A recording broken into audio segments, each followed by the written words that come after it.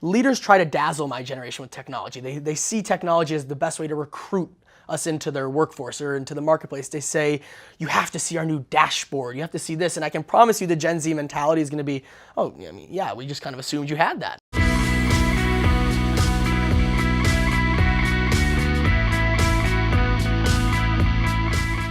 This is Velocitize Talks, and I'm Andy North. I'm joined today by Jonah Stillman, co-author with his father David Stillman of Gen Z at Work. Jonah, thank you for joining us. My pleasure. So let's just jump right into it. What are some misconceptions we have in general about Gen Z, and in particular about the way that they want to work? I would say first, the biggest misconception with absolutely no doubt is the fact that we are in fact our own generation. The biggest misconception is people tend to clump, let's say, anyone under 30 into one group. They call us the same, and even more so, they'll call us Millennials. And that really is a mistake to be made, because if you look at the way that generations break down, it goes well beyond just birth years. And in reality, it's the events and conditions that happen during a generation's formative years between the ages of 12 and 20 that result in a unique way they look at the world. So as Gen Z enters the workplace, we're naturally more competitive than Millennials. We're a little less collaborative. And I expect that there will likely be some clashes, as Millennials will in most situations be my generation's frontline managers. To your point about millennials are probably so tired of hearing the world talk about them, particularly brands and agencies and so forth. Do you see that beginning with Gen Z, that sort of drumbeat of all about Gen Z? What do they like? What do they want?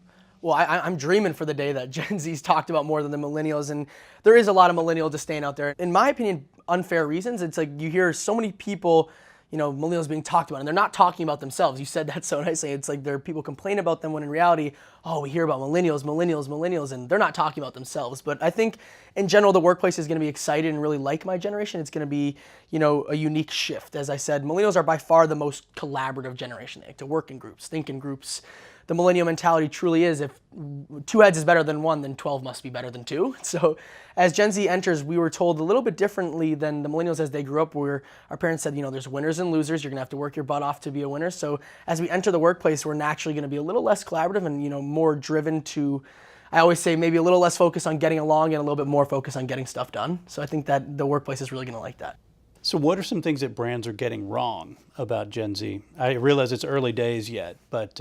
In the aspect of marketing to my generation? Yes. I think the biggest thing that people do wrong is they try to market to us with foreign material, in the sense that if you're trying to engage the youngest generation as a new consumer, whether it be a product, a service, the best way to do that is to showcase them in your advertising. If you're trying to sell a service to a Gen Zer, represent Gen Zers in your advertisement. I always say commercials that have nothing to do with my generation, yet they're trying to reach us. Put us in your advertisement, show us how we would engage with your product or service, and you'll naturally connect with us much better. There's been talk of millennials actually being 2 separate groups.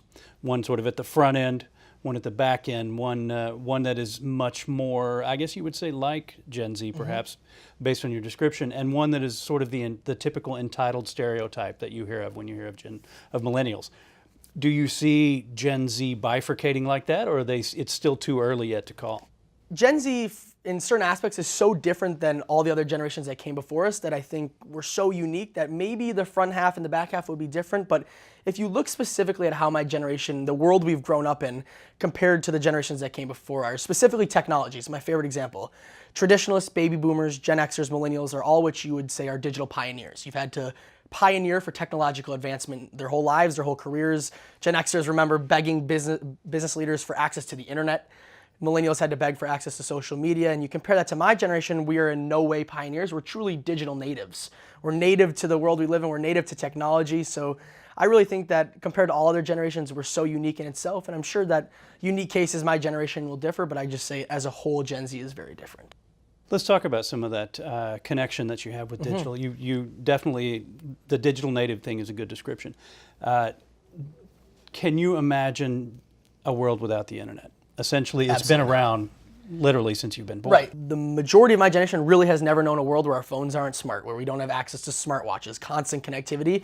So it kind of goes back to my point, like the rest of the world has adapted and learned to include the internet into our lives, learned to include social media.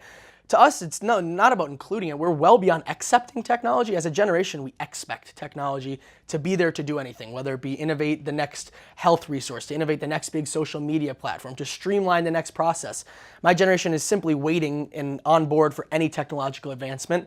And when it happens, there's zero learning curve. We know how to use it naturally, whether it be that new social media platform, a new email device. We really just know how to navigate so easily. So it just is. It's not something that's, wow, this new tech is coming down the pipeline. In reality, it's very hard for a digital native to get excited about technology because, as you said, we've always had it. It's nothing new to us. We constantly expect innovation. We expect that the new phone is going to come out. We expect for constant technological innovation, and we know that beyond just trying to dazzle my generation, 91% of Gen Z says that a company's technological sophistication would impact their desire to work at a company. So smart leaders need to go well beyond just having technology and instead show us how they're using it to better their process and what they're doing to beat out the competition. So we talked a little bit about how brands are doing it right and doing it wrong when it comes to marketing to Gen Z. What about brands actually taking a stand, standing for something culturally or socially? Yeah, I think brands that have what I would say a cause brand, something, a mission driven behind them, Gen Z is all about them and we support that. That being said, it has to be transparency. Like if the brand is representing, one of my favorite examples is Tom's Shoes. Tom's Shoes is a great cause brand. They, for every pair of shoes you get, they donate a cause, and they show that so wonderfully. As a brand, if you are positioning yourself as a cause brand or a brand that gives back, you need to show that side of it to Gen Z. You can't just assume that you're really doing it. We're going to want access and knowing that whether it be an update, say, hey, thank you for your shoe purchase. Here's the pair of shoes. Here's where it went. You're going to have to show us a little bit more because we expect that insider information from a brand, especially one that we support. Interesting. What are some of the challenges that you think Gen Z have faced and will continue to face in sort of an ever-changing world? I'd say that one of the biggest challenges is if you look at the world we've grown up in, and especially in our early stages, we were kind of thrown into what I would say not the prettiest world. The mass of my generation grew up post 9/11 and in the heart of the 2009 recession. So not only were we seeing struggles nationally and globally, it was right at home. The average net worth of our parents fell by 45%. So the questions, dinner time conversations were not about economic prosperity and the tech boom compared to the millennials. We were talking more about, how are companies going to stay afloat? Leaders were being called into question, and it really was not the prettiest world, as I said, but I am one that believes that has definitely positives, a very realistic outlook on the world. And, at a young age, we were seeing, here are positives and here are negatives, and you don't want to be on the negative side. Let's talk a little bit about entrepreneurialism. Millennials were sort of the tip of the iceberg, if you will, as far as starting their own companies and trying to be entrepreneurs and so forth. Do you see that occurring more and more with Gen Z? Yes, my generation is and will continue to be very entrepreneurial. We know that 17% of Gen Z plans to start a business compared to 11% of millennials. But there's a new shift, and I think it's really important. I talk a lot about it in the book, is that the notion of a side hustle is going to be very prominent amongst my generation. There used to be a big debate, especially with your generation, Gen Xers, do I go work for this company or do I start my own business? And now for Gen Z, it's in no way an either or, it really is an and. I will go get a 9-to-5 job because at the end of the day, I have to support my family. But on the side, I'll be working on what I'm passionate about, that side business that I really want to make work. And we're seeing that whether it be for reasons, something you're passionate about, or you need the extra cash. I mean, Uber has really positioned themselves as the side hustle brand. You have a job, but come work for us on the side, make a little extra cash. But in general, the entrepreneurial spirit comes from our Gen X parents, a very entrepreneurial generation. And then if you really think about starting a business, the barrier to entry has become so easy that the mentality amongst Gen Zers is why not try? We fear, not trying at all more than we fear failure. So if I wanted to start a new business within 48 hours, if you really think about it, I could have my website, business cards, a 1-800 number that forwards to my cell phone, and just like that, by our definition, you're an up and running business. We don't define business by size. It's, a one-man shop can be a very successful business.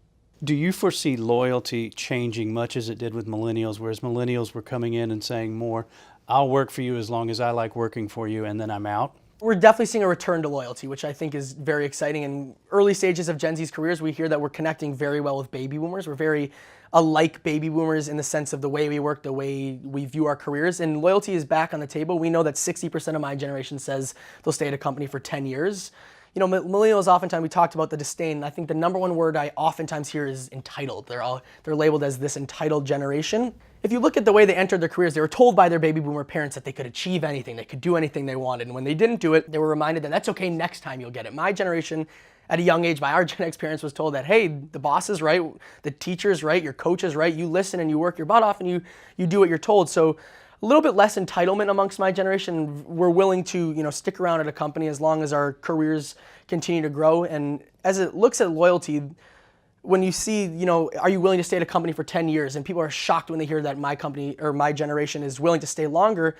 But we view 10 years as a long time, not a lifetime. We're not saying that, you're not committing. 10 years isn't your whole life. I mean, the average life expectancy of people born today is close to 100. So 10 years, sure, it's a long time, but it's not your whole life.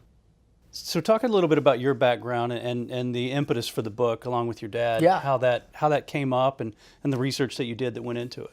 Yeah, so I grew up in Minneapolis, Minnesota. I was an avid snowboarder through sophomore year of high school, and right about then I was part of a research assignment that looked into Gen Z, and I went to my dad, David Stillman, who had previously in his career studied generational differences, and I said, no one's really talking about my generation. And over time, what started as small local speeches grew into bigger opportunities, and then eventually lucky enough to get a book deal with HarperCollins, and the book kind of took it to the next level. And then as a senior in high school at 17 years old, I decided to not go to college, and I am now 2 years out of high school, 19 years old, and fully working, speaking, and consulting with brands on the topic of Gen Z alongside my business partner, David. And what type of research went into creating the book? Was that done independently with your own funds, or was that something you guys contracted out? So we did 3 national studies and 1 global study. So the book, we partnered with the I4CP, Institute for Corporate Productivity, to run 3 what are classified as legitimate national studies in order to put it in the book with HarperCollins. And then we ran what is now the first global study looking at Gen Z, comparing marketing trends and workplace trends all around the world. It was the first global study to be done. And we're constantly updating data. There's a lot of speakers in the market, but so in order to stay on top of the game, you have to have the latest research, and I think anybody would tell you that, right? Absolutely. You made an interesting point in that you made a conscious decision that I'm going to go to work. I could obviously go to school if I wanted to. I could continue to be a professional snowboarder, but I've chosen this path. Do you see a lot of Gen Z taking that choice, maybe putting off college or just setting it aside permanently? Yes, and I think whether or not the massive Gen Z is going to, find alternative ways to get education, it's more about the awareness and the factor that the very traditional path, and one that has truthfully never been challenged, is that, you go to high school, you go to college, you get a degree, you get a job, and then you work. However, in today's age, we now know that 75% of my generation believes they could get a good education without going to college at all. So, one of the chapters we wrote about in the book is that we are the DIY generation. With platforms like YouTube and online resources, you have the ability to learn how to do anything from speak a new language to tile a bathroom floor, all at your fingertips by the access of the internet. And I think that more and more Gen Zers are going to challenge that traditional path for financial reasons especially. And we know that 67% of my generation indicates their number one concern in life right now is how they're going to be able to afford college. And I think that says something about our education system and what needs to change, but there definitely is and will continue to be a rise in trade schools and alternative learning paths, because my generation is now so aware that there is more than one option. I was going to ask you about that. As far as your current modern institutions of higher learning and so forth, are they going to have to change and adapt to continue to exist? I truly believe so. And what I love about my topic and this space about Gen Z is that, especially today in the year 2018, most companies and industries get to be proactive. Gen Z's in the very early stages of their career. We're just starting to obtain a massive spending power, so marketers are still in their early stages of being proactive. If there really is one industry, if you would, that's in full reactive mode, it's higher education. They failed to adapt to a new generation of students. The value proposition that colleges are feeding my generation is come discover yourself at our university. We've got X amount of majors, X amount of minors, and we now know that the attitude amongst Gen Zers that as I talked about how concerned we are about affording it, that most Gen Zers, over 65% of Gen Zers, believe they have to go to college knowing what they want to do. We view it as almost financially irresponsible to go to college for a year and not make way to that end goal of a degree. So I think that the ways in which they're reaching out to us, the flexibility around classes and schedules and the available learning courses are all things that are going to have to change. But I am still somebody that extremely values that of higher education. I think a lot of other young entrepreneurs that chose not to go to college oftentimes bash college. Oh, you don't need to go to college. And I'm not in that path. I think that college still is very relevant, very important, but I do think it will have to change. And that is probably now that they do. We have a lot of brands and marketers and agencies that watch these podcasts and Velocitize talks. What would you advise them? If they're watching this to find out, okay, Jonah, tell me what we need to know to effectively reach you and things that we shouldn't actually do. But the first thing I always say is be open-minded to a new generation. So often when new attitudes are brought to any aspect of life, whether it be the workplace, the marketplace, people are so quick to shut them out and say, here's how we do things around here. Here's how it's always been done. And when in reality, each generation comes with no other goal than to refresh what they're doing, whether it be their place of work, the way they shop. The goal has always been we shake things up, and that's not a bad thing, but too often people go right to the place of saying who's right, who's wrong, who's better, who's worse. When in reality, like I said, I think Gen Z is really just going to bring a fresh attitude to many aspects of our society, and I think the more open-minded and transparent you can be with my generation, the better off you're going to be with connecting with us. Outstanding. Our guest today has been Jonah Stillman, author of Gen Z at Work. Jonah, thank you so much for joining us. Thank you. My pleasure. Really appreciate it.